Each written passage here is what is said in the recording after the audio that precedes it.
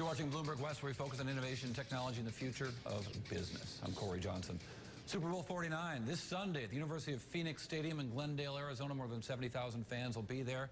But will they be able to get online? Because you know how you can tell when someone goes to the Super Bowl? You don't have to. They'll tell you. But the NFL is stepping up with a game of new Wi-Fi standards for all of its stadiums. Joining me now from Scottsdale, Arizona, the NFL Chief Information Officer, Michelle McKenna-Doyle. Michelle, very interesting challenge you have here with this big game. Absolutely. All of our games present a big challenge as far as connectivity goes, but nothing's quite like the Super Bowl. When you add all the fans along with all the amounts of media, et cetera, it definitely creates a challenge for connectivity. I want to take you back in time, all the way back to 2008, the last time there was a Super Bowl at the University of Phoenix Stadium. And it was a very different technology world. The iPhone had just launched, it's a few months old. There was no Instagram. The best-selling phones in the world were made by Nokia. It's a different tech world now. What do you do to take these stadiums that aren't so old already and rewire them? No, you just have to work really hard to make sure that they're continuing to reinvest in them. And if you compare to 2008, what connectivity we did have was primarily focused on downloadability. So if you wanted to do something, you downloaded it. And now we see fans, as you said earlier, creating their own content and wanting to publish that themselves. So that's all about upload speeds. So that's what it's all about, is just making sure that all the clubs, particularly when you're hosting a Super Bowl, that you have the latest and best connectivity from a Wi-Fi pervasive throughout the whole bowl, as well as a strong DAS system for all carriers. I remember when Mark Cuban bought the Dallas Mavericks, and he told me he was going to wire all the seats in this new American Airlines arena, and it sounded really crazy. It's interesting, but he was leading that. The NBA was not doing anything in that regard.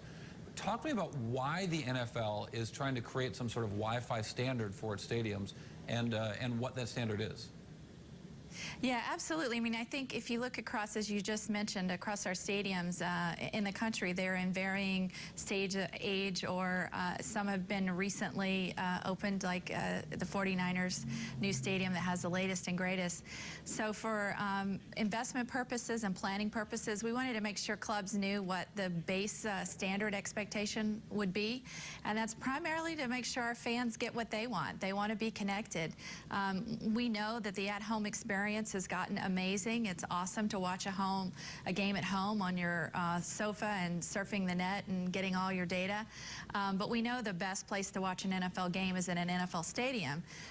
So we want to make sure fans aren't at a disadvantage from a data and connectivity standpoint. So that's why we thought it was important to make sure all clubs understood that there was a minimum requirement, and then work very hard through many partners to help them get to that standard.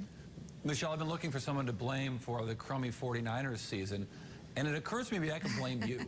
And here's my thinking. The new stadium, well, yeah, because the new stadium, the Levi Stadium, is a lovely place. The food's terrific, and the Wi-Fi is spectacular. But after halftime, no one's going back to their seats, and the stadium's quiet, and the home field advantage isn't happening. And I wonder, seriously, how you think about putting the butts in the seats as opposed to having this great experience of being at a place that may or may not involve the game. You know what, that's a really good point. I think at the end of the day, technology should be about augmenting the game experience and not replacing the game experience. So we do not only give standard connectivity guidelines, but we also work closely with all the clubs to make sure the in-stadium experience creates an awesome game experience for fans and for players that are on the field.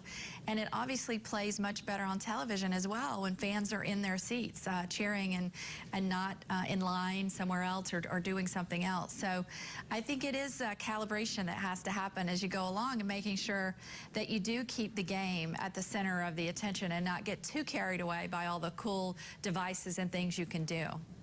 Yeah, I was up at the Seahawks CenturyLink Field this year as well, catching a game up there, and those fans are so passionate. It's just an amazing experience and so freaking loud. It was incredible. But I wonder, you know, when you meet with these teams, how does this integration happen? You say you work closely with them. What form does that take? Are there CIOs of every team as well? Yeah, there is. Each team has a leader of technology and usually a leader of game day presentation.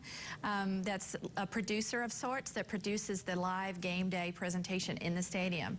And so there's a good bit of coordination that goes on between the technology that's available along with what will happen. So using the Super Bowl as an example, we've programmed things that'll be happening within the Super Bowl that's well coordinated with the in-stadium app that we just have released that'll be ready for the Super Bowl 49, and that coordination has to be tight because it should enhance and augment the game experience. At the end of the day, we don't want people looking down on their small screen to watch the game. We want them watching the game on the field and then augmenting that experience with their devices. So it does take a bit of coordination.